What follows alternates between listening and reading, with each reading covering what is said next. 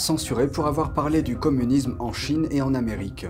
Une exilée chinoise qui a survécu à la révolution culturelle en Chine et qui alerte sur les idéologies woke dans les universités américaines se confronte à quelques obstacles. Qu'en pensez-vous? Faites-le nous savoir ci-dessous et abonnez-vous si vous ne l'avez pas encore fait. Bienvenue dans Regard sur la Chine. Une exilée chinoise fait face à des réactions négatives sur le campus d'une université américaine, plus précisément d'une université chrétienne. La raison, avoir parlé des dangers du communisme. Je vais vous raconter mon expérience et, je l'espère, vous aider à prendre conscience de la grandeur de notre pays et du fait qu'il est en danger et que le sauver ou non dépend de nous. La femme qui s'exprime est Xi Van Fleet, une mère qui a vécu de près la révolution culturelle en Chine. Elle se rend aujourd'hui sur les campus universitaires pour mettre en garde la jeunesse américaine contre le danger imminent du communisme sur le sol américain. Lors d'un événement organisé à l'université du Delaware, Van Fleet a parlé de son expérience personnelle en Chine communiste tout en établissant des comparaisons avec les États-Unis. Elle s'était précédemment vue refuser la possibilité de s'exprimer dans une université chrétienne de l'État de Washington. J'ai été invitée à Whitworth, une université chrétienne, et le comité étudiant a voté contre, parce que j'ai des opinions offensantes. C'est l'Amérique d'aujourd'hui. Van Fleet est également connu pour son opposition à la théorie critique de la race, une idéologie qui considère la race comme une construction sociale. Elle affirme que cette théorie est un moyen d'endoctrinement, ce qui lui rappelle ce qu'elle a connu dans la Chine de Mao. Comme beaucoup d'autres pendant la révolution culturelle, Van Fleet a manqué 2 années d'école. Au lieu d'aller à l'université, elle a été envoyée à la campagne pour travailler avec les paysans dans les champs. La révolution culturelle est un mouvement politique lancé par l'ancien dirigeant chinois Mao Tse-tung en 1966. L'objectif était d'éradiquer complètement les valeurs traditionnelles et le capitalisme en Chine dans le but de consolider le leadership de Mao. Pour rejeter la tradition, il a mobilisé des jeunes gens qui se sont baptisés les Gardes Rouges et qui ont commencé à détruire énormément de reliques historiques. Ils ont également humilié publiquement, torturé et même tué ceux qui étaient qualifiés de contre-révolutionnaires. Les gardes rouges. Vous avez déjà entendu parler des gardes rouges? Eh bien, ils sont là en ce moment. Ils sont ici sur les campus, ils sont partout en Amérique. Certains élèves ont trouvé l'événement significatif. J'ai trouvé cela vraiment triste de voir à quel point la Chine a dû abandonner sa structure sociale. Et c'était très triste de voir que cela se passe en ce moment même aux États-Unis. C'est beaucoup plus proche que je ne l'avais imaginé. Van Fleet a également souligné que l'objectif du communisme est de monter les gens les uns contre les autres. Malgré les pressions extérieures, Van Fleet a déclaré à NTD qu'elle poursuivrait ses revendications. Une commission publie son rapport annuel sur la liberté religieuse. Dans ce rapport, les États-Unis indiquent que près de 30 pays sont observés, mais que le pire en termes de violation de ce droit est de loin la Chine. La Commission américaine sur la liberté religieuse dans le monde a publié son rapport annuel sur la liberté de croyance. Sur cette carte, vous pouvez voir les 28 pays dont la situation est jugée comme la pire par le rapport. 17 d'entre eux sont représentés en bleu plus foncé, ce qui indique une situation plus grave. Dans une déclaration accompagnant le rapport, la Commission indique que ces 17 gouvernements commettent ou tolèrent des violations systématiques, continues et flagrantes du droit à la liberté de religion ou de conviction. Le pays qui a commis le plus grand nombre de violations est la Chine.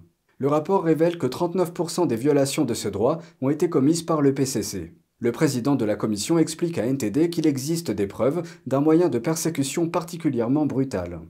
Nous disposons d'informations crédibles selon lesquelles la Chine se livre à des prélèvements d'organes. Il s'agit d'une pratique qui dure depuis des années. Un grand nombre des groupes les plus visés par les persécutions religieuses se trouvent en Chine. Le PCC persécute lourdement les musulmans ouïghours. Ce graphique montre qu'un grand pourcentage des victimes sont des musulmans ou des musulmans sunnites. Les pratiquants de Falun Gong font également partie des groupes les plus ciblés. En fin de compte, les dirigeants chinois devront reconnaître que les croyants ne sont pas une menace pour la société, mais qu'ils contribuent au contraire à une société saine. C'est ce qu'ont montré des pratiquants de Falun Gong, des bouddhistes tibétains et d'autres personnes croyantes. Le Falun Gong, également connu sous le nom de Falun Dafa, est une pratique spirituelle ancrée dans les principes de vérité, compassion et tolérance. Un engagement pour la nation. Le ministre taïwanais des Affaires étrangères a déclaré que l'île se battrait pour elle-même en cas de guerre avec la Chine. Il précise également que l'île ne demande pas à d'autres pays de se battre pour elle. Dans une interview accordée à Sky News la semaine dernière, le ministre taïwanais des Affaires étrangères, Joseph Wu, a déclaré que l'île était déterminée à se défendre. À la question de savoir quel pays pourrait se battre aux côtés de Taïwan, Wu a répondu « C'est une très bonne question ». Les remarques de Wu arrivent alors que les États-Unis, le partenaire le plus proche de Taïwan en matière de défense, ont choisi de ne pas dire s'ils viendraient en aide à l'île. Joe Biden avait cependant déclaré à plusieurs reprises que Washington défendrait l'île en cas de guerre. Taïwan prend ses propres décisions en matière d'indépendance. Nous n'agissons pas, nous n'encourageons pas leur indépendance. C'est leur décision. Mais les forces américaines défendront-elles l'île? Oui, s'il y a eu une attaque sans précédent. Contrairement à l'Ukraine, les forces américaines, les hommes et les femmes des États-Unis défendraient Taïwan en cas d'invasion par la Chine? Mais la Maison-Blanche est revenue sur ces déclarations, affirmant que la politique américaine d'ambiguïté stratégique n'avait pas changé. Revenons au ministre des Affaires étrangères de Taïwan. À la question de savoir si Taïwan est destiné à entrer en guerre, J'espère bien que non. La raison est très claire. La guerre est synonyme de dévastation, non seulement pour celui qui est attaqué, mais aussi, éventuellement, pour d'autres pays. Wu a également mentionné l'année 2027. Les dirigeants chinois ont déclaré que ce serait l'année où le pays aurait la pleine capacité de frapper Taïwan. C'est aussi l'année où le dirigeant chinois Xi Jinping entamera son 4e mandat. Il pourrait vouloir surprendre le peuple chinois afin de lui montrer qu'il a déjà accompli quelque chose, et Taïwan pourrait servir de bouc émissaire. Taïwan a renforcé ses défenses, notamment en achetant des armes américaines. Des armes d'une valeur d'environ 19 milliards de dollars sont en attente de livraison. Alors que les forces militaires de la Chine dépassent celles de Taïwan dans presque chaque catégorie, une partie de la stratégie de l'île consiste à tenir les forces chinoises à distance suffisamment longtemps pour permettre l'arrivée d'une aide extérieure. Des législateurs du Capitole américain font monter la pression sur le géant chinois de la mode, Shein. Ils demandent à une agence fédérale de prendre des mesures pour répondre aux inquiétudes concernant des soupçons de travail forcé. Voici la suite.